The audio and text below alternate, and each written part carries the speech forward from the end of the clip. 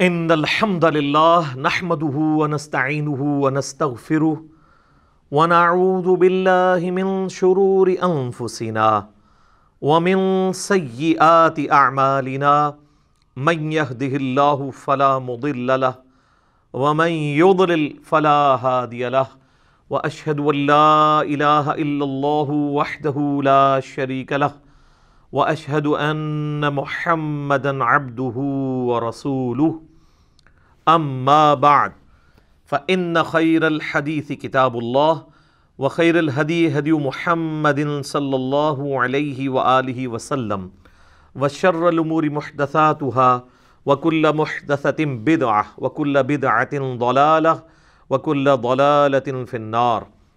اعوذ باللہ السمیع العلیم من الشیطان الرجیم من ہمزہ ونفخہ ونفثہ بسم اللہ الرحمن الرحیم۔ رب اشرح لی صدری ویسر لی امری واحلل عقدۃ من لسانی یفقہوا قولی۔ بسم اللہ الرحمن الرحیم۔ ان اللہ وملائکتہ یصلون علی النبی یا ایہا الذین آمنوا صلوا علیہ وسلموا تسلیما۔ اللہم صل علی محمد وعلی آل محمد کما صلیت علی ابراہیم وعلی آل ابراہیم انک حمید مجید۔ اللہم بارک علی محمد وعلی آل محمد کما بارکت علی ابراہیم وعلی آل ابراہیم انک حمید مجید۔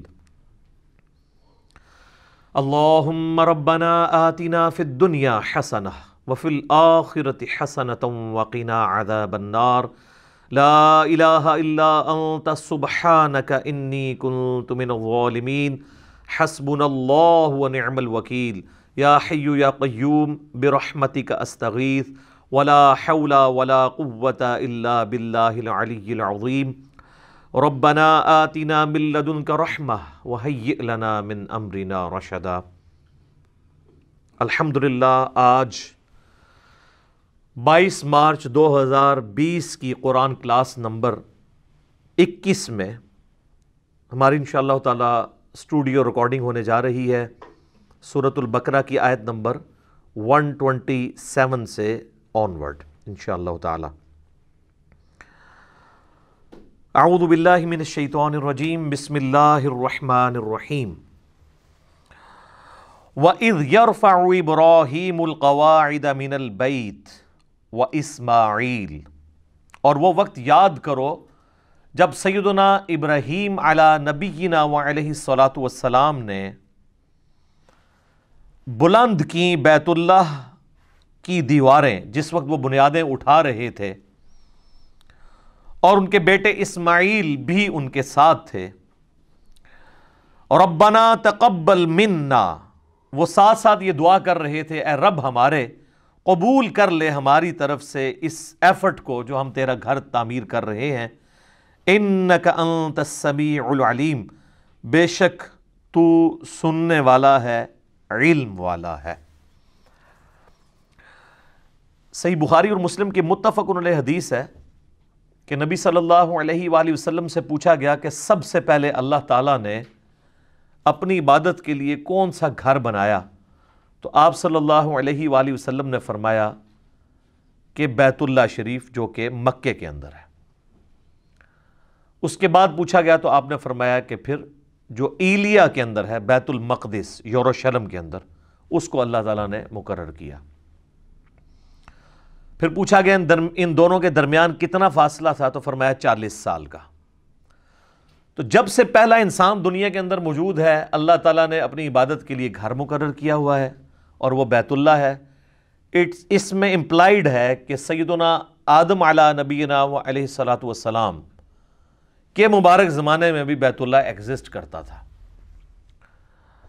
سورہ ال عمران کے اندر بھی آتا ہے کہ سب سے پہلا گھر جو اللہ تعالیٰ نے عبادت کے لیے مقرر کیا وہ ہے جو کہ بکہ شہر کے اندر ہے۔ یہ مکے کی 2 پروننسیشن ہے، مکہ اور بکہ، با کے ساتھ بھی۔ جیسے آپ کے انڈیا شہر میں ممبئی بھی ہے، اسی کو بامبے بھی کہتے ہیں اور ممبئی بھی، میم کے ساتھ بھی اور با کے ساتھ بھی۔ تو مکے کے بھی 2 نام ہیں، ویسے تو کئی نام ہیں، لیکن اس پروننسیشن کے اوپر مکہ اور بکہ۔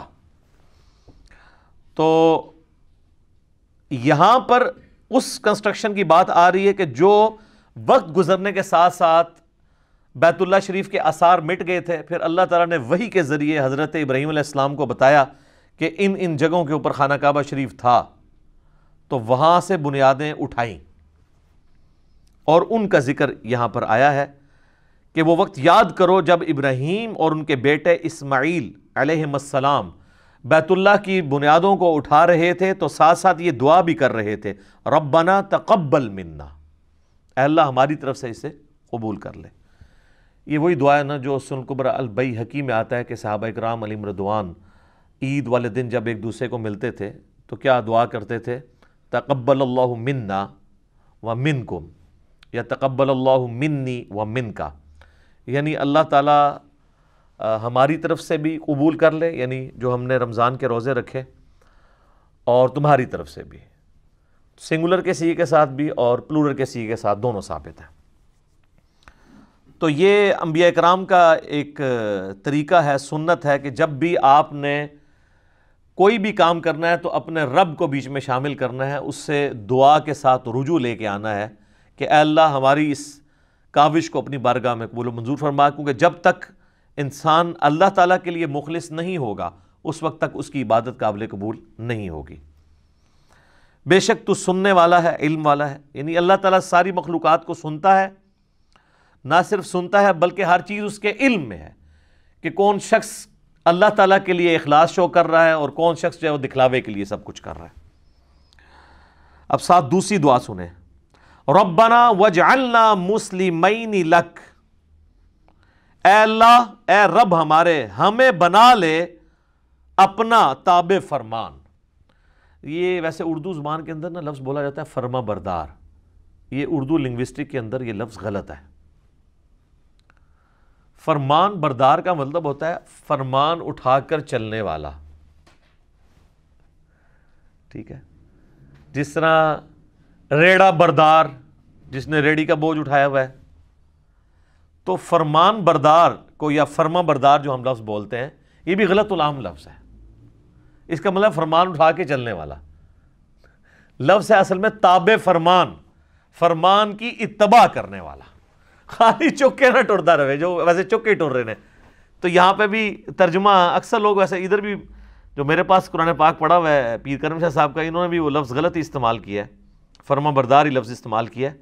یہ لفظ ہے تابع فرمان، اے رب ہمارے بنا لے ہمیں اپنا تابع فرمان، وَمِنْ ذُرِّيَّتِنَا، اور ہماری اولاد کو بھی، اُمَّةً مُسْلِمَةً لَكَ، ہماری اولاد کے اندر ایسی جماعت پیدا کر دے جو تیرے ساتھ تابع فرمان ہو، مسلم ہو۔ دیکھیں مسلم کا لفظ کانٹینیوسلی 2 دفعہ ہے،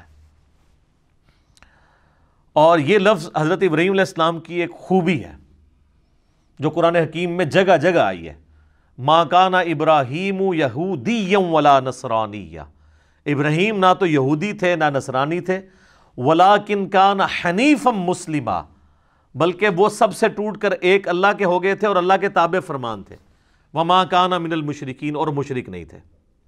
مسلم کا مطلب ہوتا ہے ٹو سبمٹ یور ول، اپنی مرضی کسی اور کے سپرد کرنا، مراد یہ کہ میں تو اپنے آپ سے دستبردار ہوتا ہوں، جو تیری مرضی، اسے کہتے ہیں مسلم۔ بل ملت ابراہیم حنیفا وما کان من المشرکین، پیروی کرو ابراہیم علیہ السلام کی ملت کی جو مشرک نہیں تھے۔ هو سماکم المسلمین من قبل وفی ھذا ملت ابیکم ابراہیم، یہ سورہ حج کی آیت نمبر 78 ہے، پیروی کرو ابراہیم علیہ السلام کی ملت کی، هو سماکم المسلمین، جنہوں نے تمہارا نام مسلم رکھا تھا، من قبل وفی ھذا، اس قرآن کے نزول سے پہلے بھی اور اس قرآن کے اندر بھی اللہ نے تمہارا نام کیا رکھا ہے؟ مسلم، سر تسلیم خم کرنے والا۔ اور یہ واحد مقام ہے سورہ حج کا جہاں پہ مسلم ایز اے ورڈ استعمال ہوا ہے، ایز اے اسم۔ باقی جگہ مسلم اپنے آپ سمجھ لیں لغت کے معنوں میں تابع فرمان کے طور پہ آیا ہے۔ اس لیے جب ہم کہتے ہیں نا اپنے آپ کو مسلم کہیں، وہ کہتے ہیں نہیں، مسلم کا مطلب یہ نہیں ہے کہ آپ نے اپنے آپ کو مسلم کہنا ہے، مطلب یہ ہے کہ اللہ کا تابع فرمان ہونا ہے۔ یا ایھا الذین آمنوا اتقوا اللہ حق تقاتہ ولا تموتن الا وانتم مسلمون، اے ایمان والو اللہ کا تقوی اختیار کرو جیسا کہ حق ہے، اور دیکھنا تمہیں موت نہ آئے مگر تم مسلم مرنا، یعنی اللہ کے تابع فرمان مرنا، اللہ تعالیٰ کی اطاعت میں تمہیں موت آئے۔ تو وہ کہتے ہیں یہاں مسلم کا مراد یہ نہیں ہے، بیسیکلی وہ یہ جسٹیفائی کرنا چاہ رہے ہوتے ہیں کہ آپ اپنے آپ کو سنی، شیعہ، بریلوی، دیوبندی، اہل حدیث یہ ان چیزوں میں بانٹ سکتے ہیں۔ تو وہ کہتے ہیں بریلوی بھی مسلم ہے لیکن یہ والا مسلم نہیں، وہ کہتے ہیں مسلم ہے تابع فرمان، تو ہم اللہ کو مانتے ہیں، اس کے رسول کو مانتے ہیں، ان کی مانتے ہیں۔ دیوبندی بھی یہی کہیں گے، اہل حدیث بھی۔ تو یہ جو سورۃ الحج کی آیت نمبر 78 ہے نا، ہوا سماکم المسلمین من قبل وفی ھذا، اس نے تمہارا نام مسلم رکھا ہے اس قرآن کے نزول سے پہلے، اور اللہ نے اس کتاب میں تمہارا نام مسلم رکھ دیا، یعنی ہم ابراہیمی ہیں، ابراہیم نے ہمارا نام بھی، ہوا سماکم تمہارا اسم۔ وہ جب ہم بھی کوئی اس طرح کی اور آیت پیش کریں نا، ربما یود الذین کفروا لو کانوا مسلمین، کافر قیامت والے دن یہ خواہش کریں گے کاش ہم دنیا میں مسلم ہوتے۔ وہ کہتے ہیں اس سے مراد مسلمان ہونا نہیں ہے، آپ اندازہ کریں کہ مسلمان کو مسلمان کہلاتے ہوئے شرم آتی ہے۔ وہ کہتے ہیں اس سے مراد ہے کہ تابع فرمان ہوتے ہم، اللہ کی مان لیتے۔ تو اس حوالے سے قرآن میں صرف ایک ہی آیت ہے جو ان کا منہ بند کر سکتی ہے، ہوا سماکم المسلمین، سورۃ الحج آیت نمبر 78۔ تو یہاں پہ بھی دیکھ لیں، یہ مسلم ہماری صفت بھی ہے اور نام بھی ہے۔ کیا بات ہے جی مسلمان کی، مسلمان تو ہم لفظ استعمال کر لیتے ہیں اردو میں یا فارسی میں۔ وَأَرِنَا مَنَاسِكَنَا، اور ہمیں عبادت کے طریقے بھی سکھا دے۔ چونکہ اللہ کا گھر بنا رہے تھے تو انہوں نے کہا ہمیں عبادت کے طریقے بھی سکھا دے، اور اسی میں امپلائڈ ہے کہ حج کا طریقہ، جو لوگ آئیں گے یہ ساری چیزیں ہمیں سکھا دے۔ وَتُبْ عَلَيْنَا، اور ہم پر اپنی توجہ فرما۔ اچھا، اللہ تعالیٰ کا نام بھی ہے التواب، اور مخلوق بھی تواب ہے۔ مخلوق اس اعتبار سے تواب ہے کہ مخلوق جب اللہ کی طرف رجوع لاتی ہے نا تو اللہ تعالیٰ بندے کی طرف رجوع لاتا ہے۔ یعنی انسان کوئی نافرمان ہے، باغی ہے، اسے شرمندگی ہوئی کہ میں اب اللہ کے ساتھ اخلاص کے ساتھ چلوں گا، پرانے گناہوں سے میں توبہ کرتا ہوں، تو اس سے کہتے ہیں، توبہ کا لفظ بھی استعمال ہوتا ہے رجوع لانے والا، تو اس کے اگینسٹ اللہ بھی رجوع لاتا ہے۔ جو بخاری مسلم دونوں میں حدیث ہے کہ اللہ تعالیٰ کو اپنے گنہگار بندے کی توبہ پہ اتنی خوشی ہوتی ہے، اس کو مثال سے آپ علیہ السلام نے بیان کیا کہ اگر کوئی شخص کسی ریگستان میں ہو اور اس کا سارا سامان اس کے اونٹ کے اوپر لدا ہوا ہو، اور وہ تھوڑی دیر کے لیے سستائے کسی جگہ پر، اور اس کی آنکھ کھلے تو وہ سارا اونٹ ساز و سامان سمیت وہاں سے غائب ہو، اور اب کئی مہینے کی مسافت کے اوپر ریگستان ہی ہے، وہ سواری تھی جو چل سکتی ہے، یہ اونٹ ہی ہے جو ریگستان میں 1 مہینے تک بغیر پانی پیے چل سکتا ہے، وہ پانی سٹور کر لیتا ہے، تو اب وہ ایک جگہ لیٹ کے اپنی موت کا انتظار کرنا شروع کر دے کہ اب تو میں بچ ہی نہیں سکتا، کیونکہ چلوں گا بھی تو ریگستان پار تو نہیں کر سکتا۔ اسی دوران اس کی آنکھ لگے اور جب دوبارہ کھلے تو اس کا اونٹ سامنے اس کے ہو، تو اس کو جتنی خوشی ہوگی نا، اس سے زیادہ خوشی اللہ کو ہوتی ہے جب کوئی گنہگار بندہ اس کی طرف رجوع لے آتا ہے۔ استغفر اللہ الذی لا الہ الا ہو الحی القیوم واتوب الیہ۔ اللہم انت ربی لا الہ الا انت خلقتنی وانا عبدک وانا علی عہدک ووعدک ما استطعت اعوذ بک من شر ما صنعت ابوء لک بنعمتک علی وابوء بذنبی فاغفر لی فانہ لا یغفر الذنوب الا انت۔ یہ سید الاستغفار ہے جو صحیح بخاری کے اندر آیا ہے۔ لا الہ الا انت سبحانک انی کنت من الظالمین۔ اچھا، مسلم شریف میں ایک طریق ہے، اس میں آگے یہ بھی الفاظ ہیں کہ وہ بندہ اتنا خوش ہو کہ خوشی میں اللہ کو یہ کہنا چاہ رہا ہو کہ اے اللہ میں تیرا بندہ، تو میرا رب، لیکن اس کی زبان لڑکھڑا جائے اور وہ یہ کہے کہ اے اللہ تو میرا بندہ اور میں تیرا رب۔ یعنی یہ لڑکھڑانے کی مثال، آگے الفاظ ہے من شدت الفرح، خوشی کی شدت کی وجہ سے۔ یہ نہیں کہ اس نے جان بوجھ کے کہا ہے وقتی طور پہ، اور نہ یہ ہے کہ وہ بار بار کہتا ہے، کیونکہ صوفیاء اسی سے اپنے کفریہ کلمات کی پلی لیتے ہیں، تو میں نے پھر ان کی پوری کلاس لی ہے کہ یار یہ تو وہ کانٹیکسٹ ہی بالکل ڈیفرنٹ ہے۔ تو یہ اللہ تعالیٰ کو اپنے بندے سے توبہ لانے کے اوپر خوشی ہوتی ہے، تو کہہ رہے ہیں اے رب ہمارے، تو ہمارے اوپر توجہ فرما، انکا انت التواب الرحیم، بے شک تو توبہ قبول کرنے والا، رحم فرمانے والا ہے۔ کیا بات ہے جی۔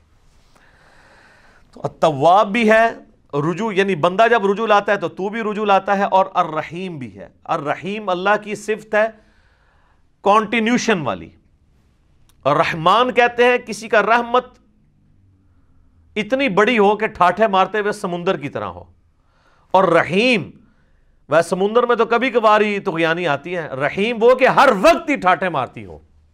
تو آپ دیکھ لیں بسم اللہ الرحمن الرحیم سے ہمارا قرآن پاک شروع ہوتا ہے مصحف، اگرچہ وہ سورۃ الفاتحہ کا حصہ نہیں ہے لیکن مصحف سٹارٹ اسی سے ہوتا ہے۔ اللہ الرحمن بھی ہے اور الرحیم بھی ہے، اس کی رحمت ٹھاٹھے مارتے ہوئے سمندر کی طرح ہے اور کانٹینیوشن کے ساتھ ہے۔ سمندر میں تو کبھی کبھی اس طرح جوش آتا ہے، اللہ کی رحمت ہر وقت جوش میں رہتی ہے۔ بخاری اور مسلم کی متفق علیہ حدیث ہے، نبی صلی اللہ علیہ وآلہ وسلم فرماتے ہیں اللہ تعالیٰ نے مخلوقات کی پیدائش سے پہلے اپنے عرش پہ اپنے پاس یہ عبارت لکھ لی تھی کہ میری رحمت میرے غضب پہ سبقت لے جائے گی، اور قرآن حکیم میں کئی جگہ یہ مضمون آیا ہے کہ اللہ نے اپنے اوپر لازم کر لیا ہے کہ وہ ہر حال میں رحم ہی کرے گا، یعنی رحم والی صفت اللہ کی ڈومیننٹ ہے۔ اگرچہ اللہ عدل فرمانے والا ہے، عدل کا تقاضا تو یہ تھا ہمارے نزدیک کہ رحم اور غضب برابر ہوتا، لیکن اس کی رحمت اس کے غضب پر سبقت لے جاتی ہے۔ لے جی اب حضرت ابراہیم علیہ السلام کی دعا آ رہی ہے میرے لیے، آپ کے لیے۔ ربنا وابعث فیہم رسولا منہم یتلو علیہم آیاتک، اے رب ہمارے ان کے اندر، یعنی ابراہیم علیہ السلام ان کے بیٹے دعا کر رہے ہیں ہماری جو اولاد تم نے تابع فرمان اے اللہ بنانی ہے تو نے، ان میں ایک رسول بھیج انہی میں سے، تو ہمارے اوپر یہ احسان ہے نا۔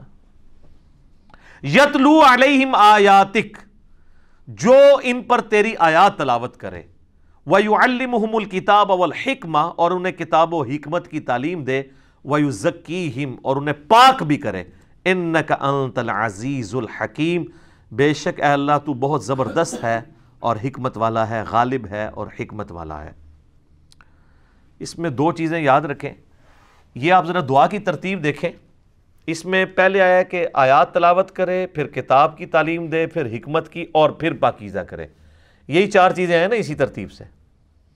یہ حضرت ابراہیم علیہ السلام کی دعا تھی، لیکن اس کو اللہ نے کریکٹ کیا دعا کی ترتیب کو۔ اللہ نے جب اپنے ریفرنس سے قرآن حکیم میں سورہ الجمعہ میں اس دعا کو ذکر کیا، نبی علیہ السلام کے منصب کو سورہ آل عمران کی آیت نمبر 164 میں کیا، تو اس میں ترتیب کیا ہے؟ لَقَدْ مَنَّ اللَّهُ عَلَى الْمُؤْمِنِينَ إِذْ بَعَثَ فِيهِمْ رَسُولًا يَتْلُو عَلَيْهِمْ آيَاتِهِ وَيُزَكِّيهِمْ وَيُعَلِّمُهُمُ الْكِتَابَ وَالْحِكْمَةَ۔ ابراہیم علیہ السلام نے کہا تھا اے اللہ تلاوت کرے تیری آیات اور کتاب و حکمت سکھائے اور پاکیزہ کرے، جبکہ اللہ تعالیٰ نے کیا کہا؟ یتلو علیہم آیاتہ ویزکیہم، تلاوت کر کے ان کا تزکیہ کرے، ان کے نفس کو پاک کرے، ویعلمہم الکتاب والحکمہ، پھر انہیں کتاب و حکمت کی تعلیم دے۔ بیسیکلی یہ جو حضرت ابراہیم علیہ السلام کی دعا میں ترتیب کی کمزوری تھی نا، ظاہر ہے پرفیکٹ تو صرف اللہ ہے، وہ اللہ نے دور کی کہ پاک وہ ہوگا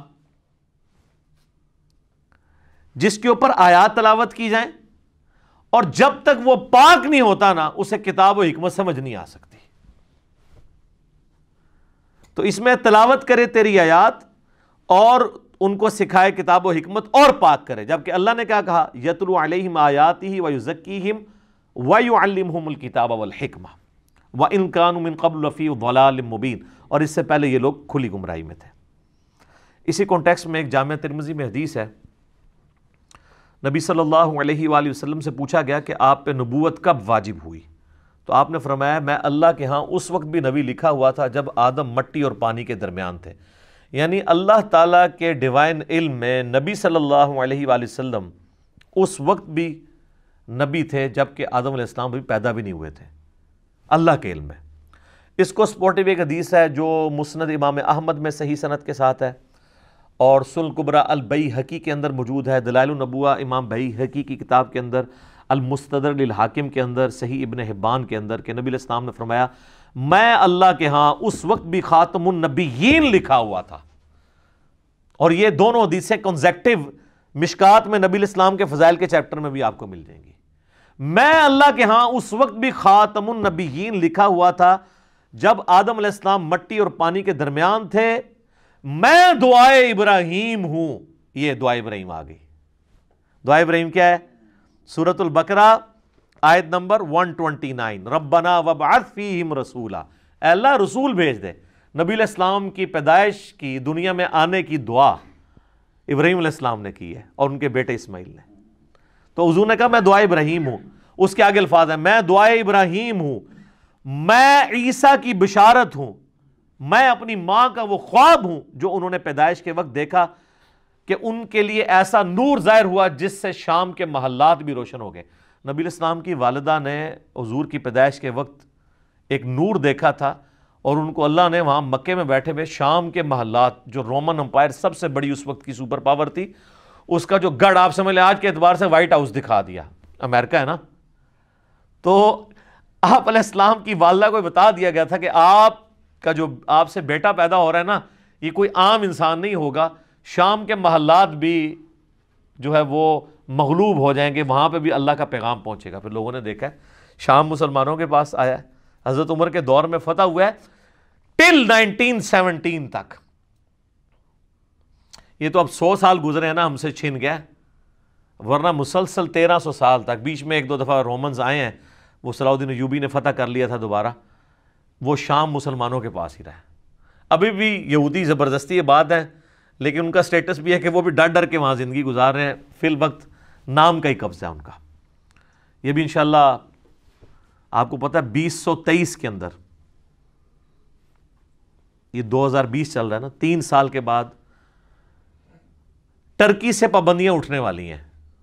جو آپ کو پتہ ہے سلطنت عثمانیہ ٹوٹی تھی نا، پہلی جنگ عظیم میں جرمنی کا ساتھ دے دیا تھا ٹرکش نے، باقی سارے دوسری طرف تھے، چاہے وہ امریکہ ہو، برٹن ہو، فرانس ہو. تو پہلی جنگ عظیم میں جرمنی کو شکست ہوئی، اس کی وجہ سے ٹرکی بھی ٹکڑے ٹکڑے ہو گیا. ورنہ تو سب سے بڑی ریاست دنیا کی یہی تھی. پورا میڈیٹرینین سی کے اراؤنڈ جتنا کچھ ہے، یورپ اور ایشیا، یہ سب کچھ ان کے پاس تھا.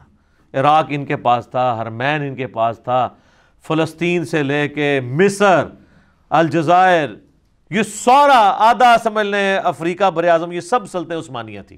اتنی بڑی کوئی امپائر نہیں تھی.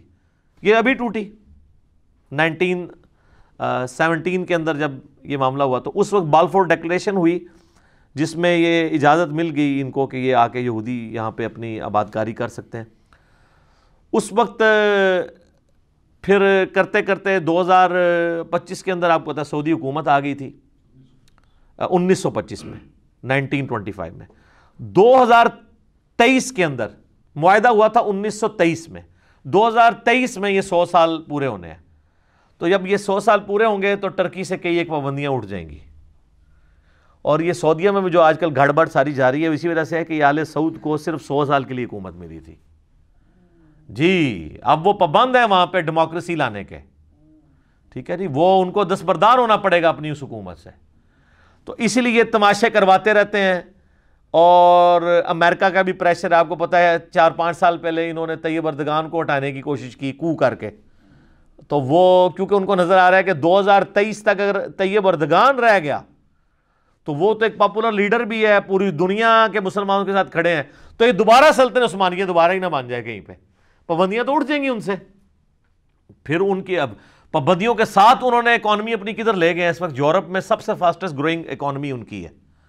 اور آپ دیکھیں دنیا میں مسلمانوں کے اوپر جب بھی برا وقت آتا ہے، باقی تو سارے بھیگی بیلی بنے ہوتے ہیں، ابھی وہ پابندیاں اٹھی نہیں ہیں تو آپ ان لوگوں کا کانفیڈنس لیول دیکھیں. اچھا ٹرکش جو ہے نا وہ یہ بڑی دلیر قوم ہے. یہ تاتاریوں کی اولاد ہے. اسی بھی تاتاری ہیں پیچھوں، ظاہر ہے یہ مغل ٹرکش یہ سب تاتاریوں کی اولاد ہے. اس لیے آپ کو انہیں نہ کہہ دیو کہ وہ احمد شاہ رنگیلا بھی ایسی وچ بزدل بھی ہوندے نے، لیکن اوورال یہ دلیر قومیں ہیں. ٹھیک ہے، جو تاتاریوں کی اولاد سے. اس لیے انہوں نے یہ سلجوکی تھے جو پوری دنیا کو تلپٹ کر کے رکھا، یہ بھی تاتاریوں کی اولاد تھے. ڈاکٹر اقبال نے اس لیے تو کہا نا کعبے کو مل گئے پاسماں صنم خانے سے، تو وہ تاتاریوں کے بارے میں ہی بات کر رہے تھے. تو یہ پابندیاں جب اٹھنی ہیں تو پھر ان کے لیے بن جانی ہے مصیبت. اللہ اکبر. تو یہ حدیث شریف میں وہاں سے شروع ہوا کہ شام کے محلات نبی علیہ السلام کی والدہ کے لیے شو ہو گئے۔ میرے بھائیوں، اس حدیث میں بھی اس بات کا اشارہ موجود ہے کہ نبی علیہ السلام کے جو والدین ہیں نا، ان کے بارے میں بالکل زبان درازی نہیں کرنی چاہیے۔ دیکھیں یہ کوئی چھوٹی معمولی واقعہ نہیں ہے۔ نبی علیہ السلام کی والدہ کو ایک پروٹوکول اللہ نے دیا ہے، وہ اہل فطرت میں سے۔ تو ایمان والدین مصطفیٰ کے حوالے سے اہل سنت کے ہاں کیا نظریات پائے جاتے ہیں، دلائل کیا ہیں، مسئلہ 98 میرا ریکارڈڈ ہے، وہ آپ دیکھ سکتے ہیں۔ یہاں میں نے ایک ضمناً بات کر دی۔ لے جی میرے بھائیوں، اب جو سورۃ البقرہ کا جو یہ آخری رکوع آ رہا ہے نا، یہ بڑا وجد امیز رکوع ہے۔ اس کا جو سوز و گداز ہے، کاش میں وہ آپ کے سامنے پریزنٹ کر سکوں۔ اللہ اکبر۔ وَمَن يَرْغَبُ عَن مِّلَّةِ إِبْرَاهِيمَ إِلَّا مَن سَفِهَ نَفْسَهُ، اور کون روگردانی کر سکتا ہے ابراہیم کی ملت سے سوائے اس کے کہ جس کو اس کے نفس نے احمق بنا دیا ہو۔ کوئی مینٹل اور پاگل ہی ہوگا جو اپنے آپ کو ابراہیم کی ملت سے الگ کرے۔ ہائے ہائے ہائے۔ وَلَقَدِ اصْطَفَيْنَاهُ فِي الدُّنْيَا، اور بے شک ابراہیم تو وہ تھا جسے ہم نے چن لیا تھا اس دنیا میں۔ نبی علیہ السلام کا بھی ایک مبارک نام ہے مصطفیٰ۔ مصطفیٰ کہتے ہیں چنے ہوئے کو۔ وَإِنَّهُ فِي الْآخِرَةِ لَمِنَ الصَّالِحِينَ، اور بے شک ابراہیم آخرت میں ضرور بالضرور ہمارے نیکوکار بندوں میں شامل ہوگا۔ اِذْ قَالَ لَهُ رَبُّهُ أَسْلِمْ، اور یاد کرو جب بھی اس کے رب نے اس سے کہا کہ ابراہیم، آرڈر آیا سر تسلیم خم، قال اسلمت لرب العالمین، تو اس نے فوراً کہا کہ میں اپنے رب کے حضور سر تسلیم خم کرتا ہوں۔ اللہم اجعلنا منہم، اللہم من احییتہ منا فاحیہ علی الاسلام ومن توفیتہ منا فتوفہ علی الایمان، رضیت باللہ ربا وبالاسلام دینا وبمحمد نبیا۔ کیا سوز و گداز ہے جی۔ مجھے بتائیں، رب کی تعریف اپنی مخلوق کے لیے اس سے زیادہ کسی کی تعریف ہو سکتی ہے؟ کہ اللہ کہہ رہا ہے کہ پاگل ہوگا جو ابراہیم سے روگردانی کرے۔ وہ تو وہ تھا جسے ہم نے چن لیا تھا دنیا میں بھی، اور آخرت میں بھی ہمارے مقرب بندوں میں سے ہوگا۔ اور وہ ایسا تھا کہ جب بھی اس کے رب نے اسے کہا نا کہ ابراہیم تیار ہو جا، اس نے یہ نہیں کہا کہ یا اللہ سوچ لواں یا کچھ تھوڑا ٹائم مل جائے یا کوئی تعویل کر لے۔ حتیٰ کہ سورہ الصافات کی آیت نمبر 100، 101، 2 اور 3 میں آتا ہے کہ ایک خواب اللہ نے دکھایا حضرت ابراہیم کو کہ جی وہ اپنے بیٹے کو قربان کر رہے ہیں۔ انہوں نے اٹھ کے کوئی اللہ سے نہیں کہا کہ یا اللہ خواب بھی ہے، کوئی تعبیر، کوئی دسنی، یہ وہ کہ ارادہ ہے، کوئی آئیں بائیں شائیں، سیدھا بیٹے کو بلایا ہے جناب۔ اور بیٹے کی عمر کیا ہے اس وقت؟ ہارڈلی 12 سال عمر ہے۔ اور بیٹا کون سا؟ 87 سال کی عمر میں وہ بچہ ملا ہے، 87 سال تک بے اولاد رہے ہیں۔ اور جب حضرت ابراہیم کی عمر 99 ایئرز ہوئی ہے، 99 ایئر کا بندہ تو اپنی لائف کنکلوڈ کر بیٹھا ہوتا ہے، اس کے بڑھاپے کا، اور قرآن میں الفاظ ہی بڑے سوزناک ہیں، اللہ تعالیٰ فرماتے دردناک الفاظ ہیں۔ اللہ کہتا ہے جب وہ چلنے پھرنے کے قابل ہوا نا اس کے ساتھ، تو ہم نے ساتھ ہی اس کو خواب دکھا دیا۔ ہوئے ہوئے، اس سے تو بہتر تھا بچہ ہوا ہی نہ ہوتا، وہ کم آزمائش تھی۔ تو قربانی کا کہا تو پہنچ کے جناب پہلے بیٹے کو بلا کے کہا کہ میں یہ دیکھ رہا ہوں۔ اگر بیٹا بھی ایسا سی، انہوں نے کہا جی کر گزرے، اور دیکھیں اللہ کہتا ہے پھر انہوں نے اس کو جبین کے بل لٹایا اور چھری ہاتھ میں پکڑی، پھیرنے لگے تو اللہ کی طرف سے معجزہ ظاہر ہوا اور ایک فدیہ آ گیا، اور کہا کہ ابراہیم تو نے اپنا وعدہ سچا کر دکھایا۔ واقعی یہ سب سے بڑی آزمائش تھی جی حضرت ابراہیم علیہ السلام پہ۔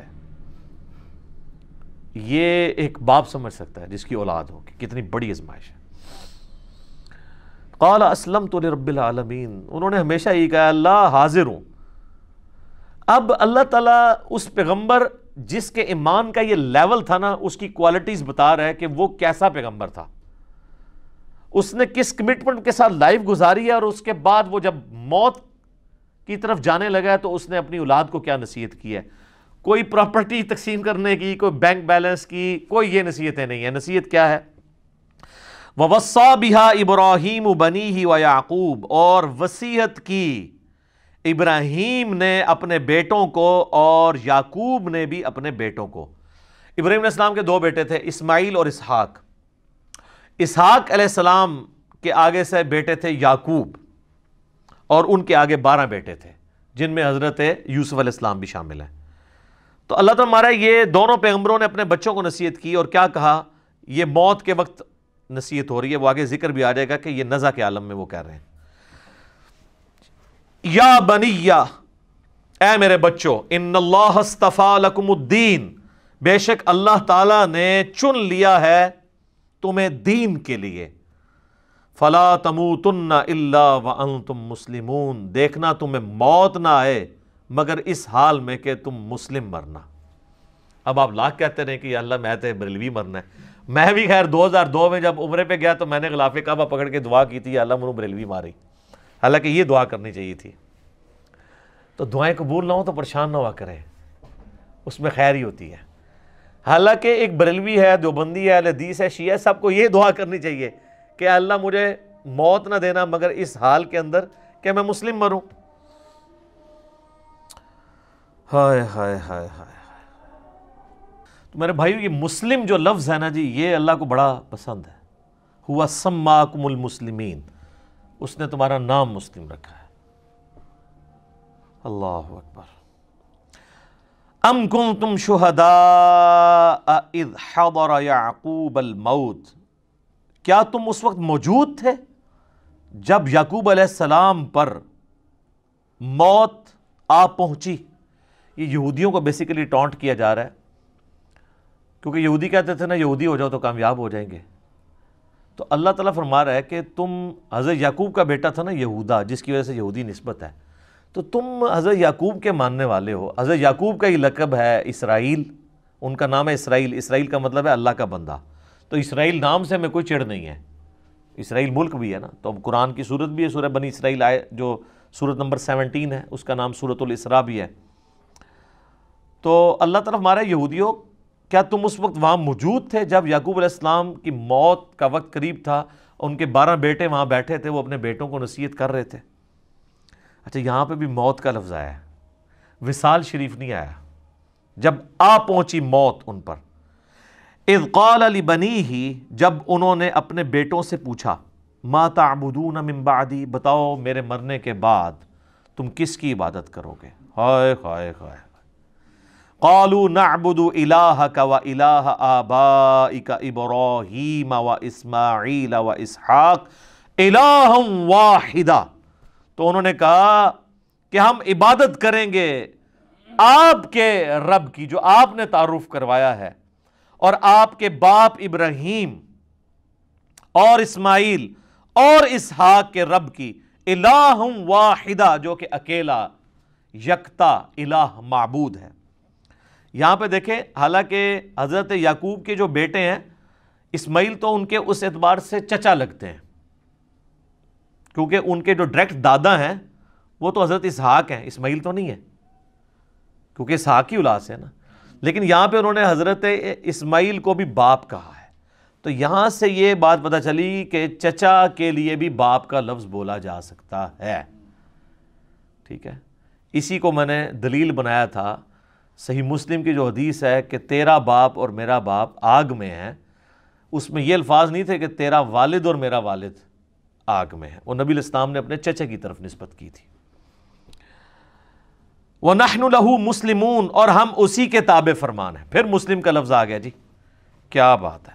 اچھا، بعض لوگوں نے اس سے بابے ثابت کیے. وہ کہتے ہیں دیکھیں حضرت یعقوب کے بیٹے بھی کہہ رہے ہیں ابا جی اسی تو دین دے پیچھے ہیں، تقلید ثابت کی ہے اس سے.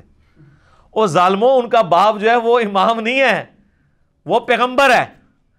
تو ہم بھی تو یہ کہتے ہیں کہ تم بھی اپنے باپوں کو چھوڑ کے محمد رسول اللہ کی اتباع کرو. اس سے تقلید ثابت کی ہوئی ہے. تقلید کی یہ دلیل میں یہ آیت لے کے آتے ہیں کہ آپ ہمیں جناب بڑا تانا دیتے ہو کہ ہم اپنے آباء و اجداد کے دین کے اوپر ہیں. وہ ہم کیا کہتے ہیں؟ قرآن تو جگہ جگہ یہی کہتا ہے کہ جب کبھی بھی انبیاء نے دعوت پیش کی تو انہوں نے کہا کہ بل وجدنا علیہ آباءنا، ہم تو اس کی پیروی کریں گے جو ہمارے آباء و اجداد پہ نازل ہوا. تو اللہ فرماتا ہے تمہارے آباء و اجداد اگر گمراہ تھے تو گمراہوں کی پیروی کرو گے. تو یہاں پہ کہتے ہیں یہاں سے تقلید ثابت ہوئی. انہوں نے سیدھا سیدھا کہا کہ ہم اپنے باپ اور اپنے دادے اور اپنے چچا ان کے دین کے اوپر ہیں. تو سر یہ ان کا جو باپ ہے وہ بھی پیغمبر ہے، ان کا جو باپ ہے وہ بھی پیغمبر ہے، ان کا جو باپ ہے وہ بھی پیغمبر ہے، تو چچا بھی پیغمبر ہے۔ صحیح بخاری میں حدیث ہے، نبی علیہ السلام نے کہا، کیا بات ہے، کریم ابن کریم ابن کریم ابن کریم، یوسف بن یعقوب بن اسحاق بن ابراہیم، یعنی چاروں پوری نسل جو ہے، ویسے تو آگے بھی چلتی ہے، یوسف کا باپ یعقوب، ان کا باپ اسحاق اور ان کا باپ ابراہیم علیہم السلام اجمعین۔ تلک امۃ قد خلت، یہ ایک بڑی عظیم امت تھی جو گزر چکی، ہائے ہائے، تم لوگ ان کے نام کے اوپر ہی کھا رہے ہو، لہا ما کسبت ولکم ما کسبتم، دیکھو جو کمائے انہوں نے نیک اعمال وہ اپنے لیے کمائے، تمہارے لیے وہ اعمال ہوں گے جو تم کرو گے، یعنی ان کے اعمال تمہیں کوئی فائدہ نہیں پہنچائیں گے۔ وَلَا تُسْأَلُونَ عَمَّا كَانُوا يَعْمَلُونَ، اور تم سے یہ نہیں پوچھا جائے گا کہ انہوں نے کون سے نیک اعمال کیے، تم سے یہ پوچھا جائے گا تم نے کون سے نیک اعمال کیے۔ وہ کہتے تھے ہمیں ابراہیمی نسبت کام آئے گی، یہودی کہتے تھے، نصرانی بھی۔ اللہ نے فرمایا تو بڑی پاکیزہ امت تھی، وہ گزر گئی، اپنے اعمال اپنے ساتھ لے گئی ہے، کوئی پیچھے تم لوگوں کے لیے تو نہیں چھوڑ گئی۔ اسی کانٹیکسٹ میں ایک صحیح مسلم میں حدیث ہے، نبی صلی اللہ علیہ وآلہ وسلم نے فرمایا قیامت والے دن جس کے عمل نے اسے پیچھے کر دیا اس کا نسب اسے آگے نہیں کر سکتا، اور اسی کو ہمارے نبی علیہ السلام نے کھول کھول کے بیان کیا، بخاری مسلم دونوں میں حدیث ہے، اے میری بیٹی فاطمہ میرے مال سے جو لینا ہے لے لے، اگر اللہ کے حضور پکڑی گئی تو میں تیرے کچھ کام نہیں آؤں گا۔ پھر صرف اپنی بیٹی فاطمہ کو نہیں کہا، بخاری مسلم میں الفاظ ہیں، اے میرے چچا عباس میرے مال سے کچھ لینا ہے تو میں تجھے دے دوں گا، اللہ کے حضور پکڑا گیا تو میں کچھ کام نہیں آؤں گا۔ اے میری پھپھی صفیہ تو نے میرے مال سے کچھ لینا ہے تو مجھ سے لے لے، اللہ کے حضور پکڑی گئی تو میں تیرے کچھ کام نہیں آؤں گا۔ تو یہاں پہ نیک اعمال مراد ہیں، ادھر برے اعمال مراد نہیں۔ یہ بعض لوگ کہتے ہیں نا مشاجرات صحابہ ڈسکس نہیں کرنے چاہیے، جو فوت ہو چکے وہ اپنے اعمال لے گئے، تو اس میں یہ آیت پیش کرتے ہیں۔ یہ آیت دو دفعہ آئے گی، ایک یہ آئی ہے آیت نمبر 134 سورۃ البقرہ کی، اور 141 بھی یہی ریپیٹ ہوگی، پارہ نمبر 1 کی آخری آیت۔ تو اس میں میرا یوٹیوب پہ سوال بھی ہے، کیا قیامت الدن کربلا کے بارے میں سوال ہوگا؟ تو میں نے اس میں بھی بتایا تھا کہ یہاں پہ نیک اعمال کا ذکر ہے، اگر یہاں پہ برے اعمال کا ذکر ہوتا نا تو وہ لاجیکلی ہو نہیں سکتا تھا، اس لیے کہ پورا قرآن بھرا ہوا ہے اس چیز سے کہ جو لوگ پہلے گزر چکے ہیں، جو آگے گزر چکے، انہوں نے جو برے اعمال کیے اللہ نے ان کو کرٹیسائز کیا۔ خود جو برادران یوسف ہیں وہ کیا مر نہیں چکے تھے؟ برادران یوسف تو وہ صحابی ہیں کہ اس طرح کے تو ہمارے نبی علیہ السلام کے صحابہ بھی نہیں ہیں، کیونکہ برادران یوسف جو ہیں وہ دو طرف سے صحابی ہیں، ان کے بھائی بھی پیغمبر ہیں اور باپ بھی پیغمبر ہیں، اور تیسری نسبت دادا بھی پیغمبر، اور چوتھی نسبت پردادا بھی پیغمبر، ایڈے تگڑے صحابہ ہیں، اور مسلمان بھی ہیں، کافر نہیں ہیں۔ اللہ نے ان کی غلطیاں بیان کی ہیں۔ تو قرآن مرے ہوئوں کی غلطیاں بیان کرتا ہے، غلطی بیان کرنا اور چیز ہے، یہاں پہ بیان ہو رہا ہے کہ ان کے اچھے اعمال وہ ان کے ساتھ ہیں، تمہیں ان کے اچھے اعمال کا فائدہ نہیں ہونا، ان کے اچھے اعمال کا فائدہ انہیں۔ اگر یہاں برے اعمال کا ذکر ہوتا تو عربی کا قاعدہ یہ ہے کہ یہاں پہ آتا تلک امۃ قد خلت علیہا ما کسبت، انہی پر وبال ہوگا ان کے برے اعمال کا۔ یہاں پہ الفاظ ہے لہا ما کسبت وَلَكُمْ مَا كَسَبْتُمْ، یہاں پہ لفظ ہوتا ہے وَعَلَيْكُمْ مَا كَسَبْتُمْ، اور تمہارے کا وبال تم پر ہوگا۔ تو یہ عربی لنگوسٹک کے اعتبار سے بھی سپورٹیو نہیں ہے چیز، یہ میں نے ایک وسوسہ جو ہے وہ ٹیکل کر دیا۔ وَقَالُوا كُونُوا هُودًا أَوْ نَصَارَىٰ تَهْتَدُوا، اور یہ کہتے ہیں کہ بن جاؤ یہودی یا نصرانی تو کامیاب ہو جاؤ گے۔ تو ہمیں بھی یہی کہتے ہیں، ہمیں بھی تو یہی کہتے ہیں نا، وہ کہتے ہیں دیکھیں جی آپ حنفی بھی ہو سکتے ہیں، شافی بھی ہو سکتے ہیں، مالکی بھی ہو سکتے ہیں، حنبلی بھی ہو سکتے ہیں، آپ بے شک رفع الذہن کریں لیکن آپ جو ہے محمدی ہو کے نہ کریں۔ تو اللہ تعالیٰ یہاں پہ کیا کہہ رہا ہے کہ تمہیں محمدی ہونا ہے۔ یہ کہتے ہیں سنی ہو جاؤ، شیعہ، کوئی ایک فرقہ بنا لو۔ اللہ کہہ رہا ہے کہ یہ بھی، یہ پرانے بھی یہ کہتے تھے، قل بل ملت ابراہیم حنیفا وما کان من المشرکین، اے نبی تم فرماؤ نہیں، ہم تو بلکہ ملت پہ ابراہیم کی جو مشرک نہیں تھے۔ ٹھیک ہے، ملت ابیکم ابراہیم، پیروی کرو اپنے باپ ابراہیم کی ملت کی، ہوا سماکم المسلمین، جس نے تمہارا اسم مسلم رکھ دیا ہے۔ من قبل وفی ھذا، اس قرآن کے نزول سے پہلے ابراہیم نے رکھا اور اس کتاب میں اللہ نے بھی رکھ دیا۔ تو یہ اللہ کا بھی حکم ہے، ابراہیم کا بھی حکم ہے، اور یہاں پہ نبی الاسلام کو اللہ نے حکم دے دیا کہ آپ نے بھی یہی کہنا ہے ان کو، یہودیوں کو، کہ بھئی ہم تو ابراہیم کے دین پہ۔ قولو، اے مسلمانوں کہو ڈنکے کی چوٹ پہ، یہ اب ہمارے ایمانیات آ رہے ہیں کہ کون کون سے ایمان ہمارے ہونے چاہیے۔ آمنا، ہم ایمان لاتے ہیں، باللہ، اللہ پر، نمبر 1، وما انزل الینا، اور ایمان لاتے ہیں جو ہماری طرف نازل ہوا، یعنی قرآن،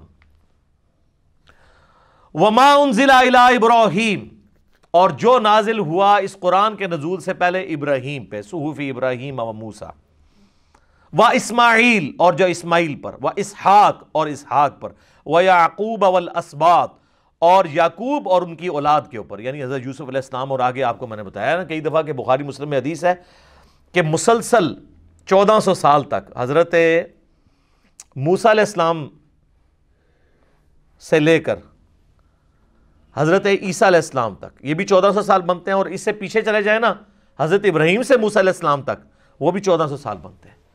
جب بھی کوئی نبی فوت ہونے لگتا تھا نا تو اپنی جگہ ایک نبی کو خلیفہ بنا کے جاتا تھا۔ بنی اسرائیل میں انتظام حکومت ہمیشہ نبیوں کے ہاتھ میں رہا ہے۔ تو ہم ایمان لاتے ہیں۔ اچھا، اب ہم اگرچہ یہودیوں کے عقیدوں سے ایگری نہیں کرتے، لیکن یہودی جن پیغمبروں کو مان رہے ہیں ان پہ ہم ایمان رکھتے ہیں۔ ہائے ہائے ہائے، وما اوتی موسیٰ، اور جو کچھ اللہ نے دیا تھا موسیٰ کو، یعنی تورات، وعیسیٰ، یعنی انجیل دی تھی عیسیٰ علیہ السلام کو، وما اوتی النبیون من ربہم، اور جو کچھ دوسرے پیغمبروں کو بھی دیا گیا تھا، سارے پیغمبر کور کر دیے، سب پہ ہم ایمان لاتے ہیں۔ لا نفرق بین احد منہم، ہم ایمان لانے میں کسی پیغمبر میں کوئی فرق نہیں کرتے۔ وَنَحْنُ لَهُ مسلمون، اور ہم اسی کے تابع فرمان ہے۔ لے جی مسلم لفظ پھر آ گیا، جنہ چڑ او پہلے سپارے جی کتنی دفعہ مسلم لفظ آ چکا ہے، پورے سپارے چ بریلوی تو بندی والا حدیث نہیں آئے گا، شیعہ آ جائے گا لیکن وہ اور معنوں میں آتا ہے، لیکن مسلم ہی مسلم ہے جی، ہم سر تسلیم خم کرتے ہیں اسی کے لیے۔ لا نفرق بین احد منہم، ہم رسولوں میں ایمان لانے میں فرق نہیں کرتے۔ تو یہاں پر میرے بھائیوں دو عقیدوں کو سمجھ لیں، ایک ہے تفضیل بین الرسل، یعنی انبیاء میں فضیلت دینا ایک پیغمبر کو دوسرے پیغمبر کے اوپر، اور دوسرا عقیدہ ہے تفریق بین الرسل، رسولوں میں فرق کرنا۔ تو اسلام کہتا ہے کہ رسولوں میں ایمان لانے میں آپ نے فرق نہیں کرنا، یہ تو ہے حرام اور کفری عقیدہ۔ البتہ تفضیل بین الرسل جو ہے، ایک نبی کو دوسرے نبی کے اوپر فضیلت دینا بشرطے کہ دوسرے پیغمبر کی تنقیص نہ کی جائے، تو یہ قرآن کی ڈاکٹرن میں بالکل درست ہے۔ تلک الرسل فضلنا بعضهم علی بعض، یہ رسول ہیں، ہم نے بعض رسولوں کو بعض پہ فضیلت دی ہے۔ پارہ نمبر 3 اسی سے سٹارٹ ہوگا انشاءاللہ، میں وہاں پہ جا کے اسے تفصیل سے بیان کروں گا۔ یہاں پہ موٹی بات سمجھ لیں کہ ایمان لانے میں آپ فرق نہیں کر سکتے، البتہ فضیلت میں فرق ہے، اس فرق کو بیان کرنا بھی جائز ہے بشرطے کہ تنقیص نہ ہو۔ صحیح بخاری اور مسلم کی متفق علیہ حدیث ہے کہ ایک مسلمان اور یہودی کا جھگڑا ہوا، یہودی نے کہہ دیا کہ اللہ تعالیٰ نے حضرت موسیٰ علیہ السلام کو سارے جہان والوں پہ فضیلت دی، مسلمان نے کہا کہ اللہ تعالیٰ نے محمد صلی اللہ علیہ وآلہ وسلم کو سارے جہان والوں پہ فضیلت دی۔ اسی لڑائی کے دوران مسلمان نے تھپڑ مار دیا یہودی کے، وہ شکایت لے کے آیا نبی علیہ السلام کے پاس، تو آپ صلی اللہ علیہ وآلہ وسلم نے فرمایا کہ مجھے اس طرح پیغمبروں پہ فضیلت مت دو، اللہ کی قسم قیامت والے دن جب مخلوقات کو اٹھایا جائے گا تو میں دیکھوں گا کہ مجھ سے پہلے ہی حضرت موسیٰ علیہ السلام اللہ کے عرش کا پایا تھامے ہوئے کھڑے ہوں گے۔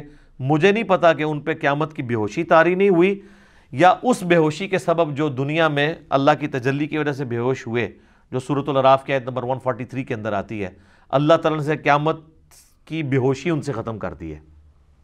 تو ایک جزوی فضیلت موسیٰ علیہ السلام کی نبی علیہ السلام نے بیان کی، اور پھر وہیں پہ آپ نے الفاظ استعمال کیے، آپ نے فرمایا کہ مجھے یونس علیہ السلام پہ بھی فضیلت مت دو، حالانکہ یونس علیہ السلام وہ واحد پیغمبر ہیں جن پہ اللہ تعالیٰ نے ان کی لغزش کے سبب عطاب کیا، یہاں تک کہ سورہ الصافات میں آیا کہ کہ اگر یونس علیہ السلام ہم سے دعا نہ کرتے تو وہ پھر اسی دن مچھلی کے پیٹ سے نکالے جاتے جس دن کے مردے قبروں سے نکالے جائیں گے. اور وہ دعا ہی ہے سورہ الانبیاء میں، لا الہ الا انت سبحانک انی کنت من الظالمین. تو اس سے یہ بات پتہ چلی کہ جزوی فضیلت تو ایک پیغمبر کی دوسرے پہ ہو سکتی ہے، البتہ یہ ٹھیک ہے کہ کلی فضیلت ہمارے محبوب صلی اللہ علیہ وآلہ وسلم کی ہے. اور اس کے بعد حضرت ابراہیم علیہ السلام، پھر نوح علیہ السلام، پھر موسیٰ علیہ السلام اور عیسیٰ علیہ السلام، یہ 5 اولو العزم پیغمبر ہیں جن کو اللہ تبارک و تعالیٰ نے باقی انبیاء سے بڑھ کر فضیلت دی ہے. تفریق بہرحال نہیں ہے.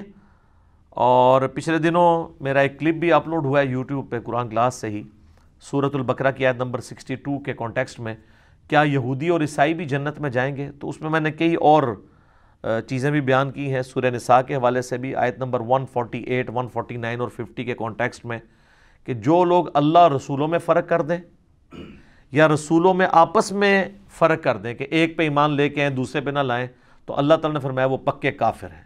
پار نمبر 6 کے سٹارٹ ہی میں سورہ نساء کی آیت نمبر 150، 151، 152 تک یہ پوری کانٹیکسٹ چلتا ہے. تو آج میں اس کو سکپ کرتا ہوں ٹائم بچانے کے لیے.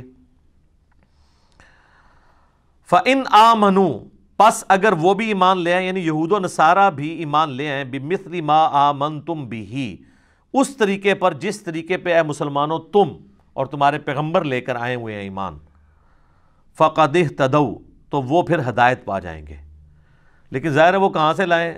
کرسچنز جو ہیں وہ حضرت عیسیٰ علیہ السلام کو مانتے تھے، نبی علیہ السلام کا انکار کرتے تھے. جیوز جو ہیں وہ حضرت موسیٰ علیہ السلام کو مانتے تھے، عیسیٰ علیہ السلام کا اور ہمارے محبوب صلی اللہ علیہ وآلہ وسلم کا انکار کرتے تھے. تو اللہ تعالیٰ پھر ان کو ساتھ ہی فرما رہا ہے وَإِن تَوَلَّوْا، اگر یہ منہ پھیر لیں، فَإِنَّمَا هُمْ فِي شِقَاقٍ، تو یہ خوب جان لو کہ وہ شکی ہو چکے ہیں، مخالفت پہ تلے ہوئے ہیں. فَسَيَكْفِيكَهُمُ اللَّهُ، تو پھر ایسوں کے مقابلے پر اللہ تمہارے لیے کافی ہے. وَهُوَ السَّمِيعُ الْعَلِيمُ، اور وہ سننے والا ہے، علم والا ہے. تو جو ڈھیٹ لوگ ہیں ان کو ان کے حال پہ چھوڑ دینا ہے، اللہ پر توکل کرنا ہے. یہ جو آیت ہے فَسَيَكْفِيكَهُمُ اللَّهُ، یہ آیت اس اعتبار سے بھی بڑی اہم ہے کہ جو توپ کاپی میوزیم ہے ٹرکی کے اندر، جہاں پہ مصحف عثمانی رکھا ہوا ہے میوزیم کے اندر، وہ مصحف کا وہ پورشن اس میں آج بھی کھلا ہوا ہے کہ حضرت عثمان غنی رضی اللہ تعالیٰ عنہ جب تلاوت کر رہے تھے اور ان پہ قاتلانہ حملہ ہوا تو ان کے خون کا جو دھبا ہے وہ جس حصے کے اوپر پڑا وہ یہی آیت کا یہ والا حصہ تھا، فَسَيَكْفِيكَهُمُ اللَّهُ، تیرے لیے اللہ ہی کافی ہے. تو حضرت عثمان کے لیے اللہ ہی کافی ہے رضی اللہ تعالیٰ عنہ علیہ السلام. تو یہ ایک سمجھ لیں کرامت ہے حضرت عثمان کی، وہ آج تک موجود ہے. صبغۃ اللہ، اللہ کا رنگ، ومن احسن من اللہ صبغہ، اللہ سے بہتر کس کا رنگ ہو سکتا ہے. وَنَحْنُ لَهُ عَابِدُونَ، اور ہم اسی کی عبادت کرتے ہیں. قُلْ أَتُحَاجُّونَنَا فِي اللَّهِ، اے نبی ان سے فرماؤ اے یہود و نصارہ، کیا تم اللہ کے بارے میں ہم سے جھگڑا کرتے ہو حالانکہ اللہ کو تم بھی مانتے ہو، یہودی بھی اور نصرانی بھی. وَهُوَ رَبُّنَا وَرَبُّكُمْ، جبکہ وہ ہمارا بھی رب ہے اور تمہارا بھی رب ہے. اللہ تو سانجھا ہے نا. سورہ ال عمران میں بھی آگے چل کے آئے گا آیت نمبر 64 میں، قُلْ يَا أَهْلَ الْكِتَابِ تَعَالَوْا إِلَىٰ كَلِمَةٍ سَوَاءٍ بَيْنَنَا وَبَيْنَكُمْ أَلَّا نَعْبُدَ إِلَّا اللَّهَ. اہل کتاب آؤ اس ایک بات پہ تو ہم اکٹھے ہو جائیں جو تم میں اور ہم میں کامن ہے کہ ہم مت پوجیں کسی کو سوائے اس کے. وَلَنَا أَعْمَالُنَا وَلَكُمْ أَعْمَالُكُمْ، ہمارے لیے ہمارے اعمال ہوں گے، تمہارے لیے تمہارے اعمال ہوں گے. وَنَحْنُ لَهُ مُخْلِصُونَ، اور ہم اسی کے لیے اپنے دین کو خالص کرتے ہیں. یہ 3 ٹرمنالوجیز آئی ہیں. اللہ تعالیٰ نے اہل ایمان کی نشانی بتائی ہے. پہلی کیا آئی ہے؟ سورہ البقرہ کی آیت نمبر 136 میں، وَنَحْنُ لَهُ مُسْلِمُونَ، اے مسلمانوں تم یہ کہو کہ ہم اللہ کے سامنے مسلم ہوتے ہیں، سر تسلیم خم کرتے ہیں. پھر آئی 138 نمبر آیت میں، وَنَحْنُ لَهُ عَابِدُونَ، ہم اسی کے عبادت گزار ہوتے ہیں. اور پھر 139 میں آئی، وَنَحْنُ لَهُ مُخْلِصُونَ، اور ہم اپنے دین کو خالص کرتے ہیں اس کے لیے. ام تقولون ان ابراہیم و اسماعیل و اسحاق و یعقوب والاسباط كانوا هودا او نصارا، کیا یہ لوگ کہتے ہیں کہ ابراہیم اور ان کے بیٹے اسماعیل و اسحاق اور ان کے آگے سے بیٹے یعقوب اور ان کی پوری اولاد یہودی یا نصرانی تھے؟ قل اانتم اعلم ام اللہ، اے نبی ان سے فرماؤ کیا تم زیادہ جانتے ہو اللہ سے بھی؟ اللہ نے تو ان کے موت کے وقت کا ذکر کر دیا ہے۔ یہ کنٹیکسٹ وہ چل رہا ہے کہ حضرت یعقوب نے اپنی موت کے وقت جب اپنے بچوں سے پوچھا تو انہوں نے کہا مسلم ہوں گے، تو اللہ نے مارا ان کی موت کے وقت میں وہاں پر تھا، جیسا کہ اس کی شان کے لائق ہے۔ تم اللہ کو یہ بتانا چاہ رہے ہو کہ وہ یہودی یا نصرانی ہونے کی وصیت کر کے گئے تھے اپنے ماننے والوں کو؟ وہ تو مسلم ہونے کی وصیت کر کے گئے تھے۔ کیا تم اللہ سے زیادہ جانتے ہو؟ وَمَنْ أَظْلَمُ مِمَّنْ كَتَمَ شَهَادَةً عِنْدَهُ مِنَ اللَّهِ، اس سے بڑھ کر ظالم کون ہے جو اللہ کی گواہی کو چھپا دیتا ہے جو اللہ کی طرف سے آئی ہے۔ یعنی یہود و نصارہ تمہاری کتابوں میں آخری پیغمبر کی نشانیاں موجود تھیں، تم نے جان بوجھ کے ان کے اوپر پردہ ڈالا، اپنی پبلک کو پتہ نہیں چلنے دیا، تو سب سے بڑے ظالم تو تم ہو۔ وَمَا اللَّهُ بِغَافِلٍ عَمَّا تَعْمَلُونَ، اور اللہ تعالیٰ غافل نہیں ہے جو کچھ تم کرتوت کر رہے ہو۔ اس کے اندر دھمکی چھپی ہوئی ہے کہ یہ جو کرتوت کر رہے ہو دنیا میں اگر اللہ نے نہ بھی پکڑا، آخرت میں تمہاری پکڑ آئے گی۔ تِلْکَ أُمَّةٌ قَدْ خَلَتْ، ہاں وہ ایک عظیم امت تھی گزر گئی، لہا ما کسبت، اپنے اعمال اپنے ساتھ لے گئی، جو انہوں نے نیک اعمال کیے تھے وہ انہوں نے اپنے لیے کیے تھے۔ وَلَكُمْ مَا كَسَبْتُمْ، اور تمہارے لیے تمہارے اعمال ہوں گے، تمہیں یہ نسبت کام نہیں آئے گی کہ ہم ابراہیمی ہیں، نہیں۔ وَلَا تُسْأَلُونَ عَمَّا كَانُوا يَعْمَلُونَ، اور تمہیں یہ نہیں پوچھا جائے گا کہ وہ کیا کیا کرتے تھے، تمہیں یہ پوچھا جائے گا کہ تم کیا اعمال لے کر آئے ہو۔ اللہ اکبر۔ وہ ڈاکٹر اسرار صاحب یہ جب آیات پڑھا کرتے تھے نا تو وہ یہی کہا کرتے تھے کہ بھئی ابراہیم علیہ السلام، حضرت اسماعیل علیہ السلام، اسحاق علیہ السلام، ان کے بارے میں جو اللہ تعالیٰ فرما رہا ہے نا کہ وہ نہ تو یہودی تھے نہ نصرانی تھے، تو مسلمانوں کے لیے بھی اس میں یہ چیز چھپی ہوئی ہے کہ تمہارے پیغمبر بھی نہ سنی تھے نہ شیعہ تھے، بلکہ وہ بھی مسلم تھے، کیونکہ ظاہر ہے اللہ تعالیٰ نے سابقہ جو امت مسلمہ ہے، چاہے وہ یہودی ہوں یا نصرانی، ان کے ذریعے اس لیٹسٹ امت مسلمہ کو ترغیب دلائی ہے کہ تم اسی ڈگر کے اوپر نہ چل پڑنا، عبرت کے طور پہ یہ ساری باتیں بیان کر دی جس پہ چل کے وہ لوگ گمراہ ہوئے، تم اپنا قبلہ درست کر لینا۔ تو ہم اللہ تعالیٰ سے دعا کرتے ہیں کہ اللہ تعالیٰ ہمیں ایمان کی حالت میں موت دے، مدینہ شریف میں موت، بقیع غرقد میں مدفن، اور جنت الفردوس میں اپنے محبوب صلی اللہ علیہ وآلہ وسلم کا پڑوس نصیب فرمائے، اور مسلم کہلانے پر فخر محسوس کرنے کی توفیق عطا فرمائے، اسلام کے اوپر موت دے۔ آپ دیکھ لیں جو جنازے کی دعا ہے وہ ہو تو میت کے اوپر رہی ہوتی ہے، لیکن بس وہ میت کے لیے تو ایک ہی لفظ ہے، باقی ساری زندوں کے لیے دعا ہوتی ہے۔